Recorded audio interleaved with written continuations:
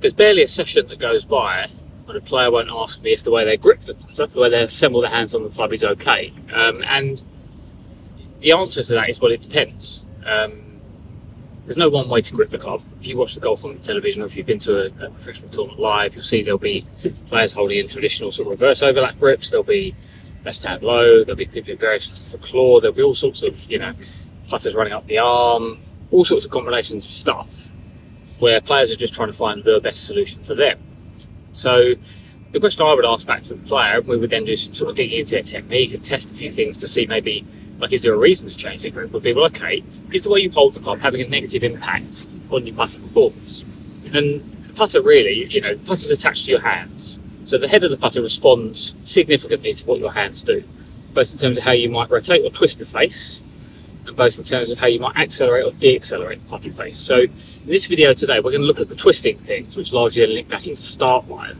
And we're just going to give you a simple little test you could do at home, whereby you can actually play around with different grip positions. If you've been stuck sort of switching between one and another, or you've seen a friend try something and help them and you're wondering if it might help you, this would be a really easy way for you to actually look at testing a few different styles of grips, holding the putter in different ways, and actually getting some feedback then on what's the golfer doing relative to what my intention was. So I found myself here a pretty straight 6-foot putt. So I don't think the putt needs to be too long, and to be honest, with the exercise we're going to use here, we don't necessarily even need a hole.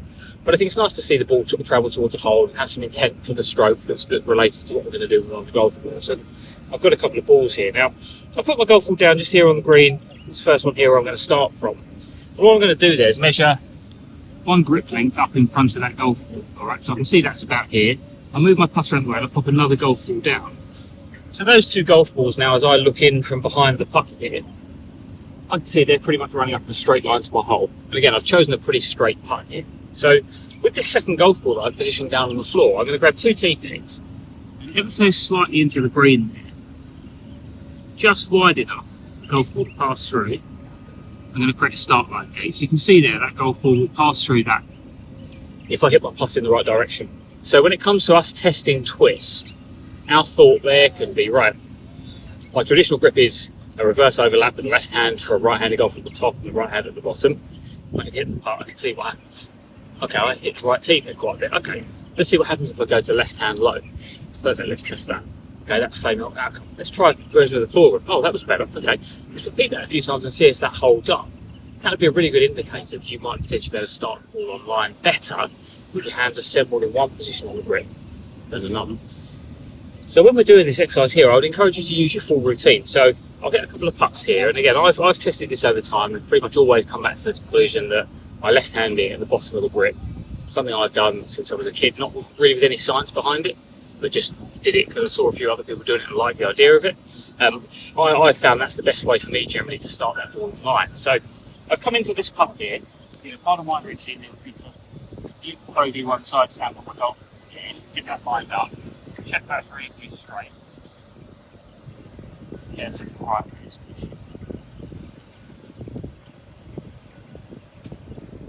It's simple. And then come into the putt, set myself up, trace down through that gate up to my hole, back to the golf ball. Up there now, okay, I can actually hear that just brush that left hand tee, which is why it's missed to the right hand side of the hole. So I can then think back, okay, what's happened on that putt? Well, I shifted my line a little bit. Maybe my line was actually okay on the first putt. So we'll go again, reset the golf ball there. Myself in. I'm going to be really surfing around this line I'm trying to do. That's better for it. It's bang in the middle of the hole. And as I look down now, I can trace that line up nicely and it matches the picture I'm seeing as I get up to the hole there. So hands in on the club, down through the hole there, up to the centre of the cup. Yeah, perfect. I feel that was a really nicely struck putt. I can hear there was no interference from the tee pegs. Now, like I said, the beauty of this exercise, you can test this at home. If you feel like the biggest limiting factor on your putting forwards is missing short putts, generally, in most cases, and there are exceptions to this, so it's not a perfect answer, but generally that comes down to poor control of the putter face impact and the start direction not being good enough. So that's where I would potentially encourage you to then go and try different grips. And if there's one here that stands out, where you can consistently start that golf down your intended start line through your gate, that's the one I'd go and play with next time. Now, you will probably then need to readjust some of your feel and touch. So if you've traditionally been left hand at the top and right hand at the bottom, you've learned how to create force and speed and acceleration in the putter with your hands in that manner. If you change to a claw, or you change to left hand low, potentially that's going to feel quite different. So the trade-off there has to be worth it. You have to be holding enough more short putts. If changing your grip does make your touch and feel a little bit less efficient than it was, so there may be an element of recalibration. So this, again, simple exercise here, thinking about how to control the face of the putter, which in turn controls your start line. Well, we're doing that by testing different grips through that simple idea of one grip length in front of the golf ball, a couple of T-pins to create a gate. See which one works best for you. You can be pretty certain and build some confidence in that. You start to see the ball rolling through there every time. You're only going to miss this putt if you read all your paces off. And again, from this range here, putter face angle, controlling that face is the single biggest contributing factor to starting your putt on well.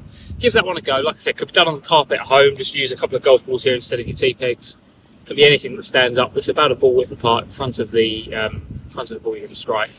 Give that a go. I think there's a really good chance there for you to take ownership and stick to one grip to build some consistency. See yourself knocking a few more of those short putts next time you're out on the course play.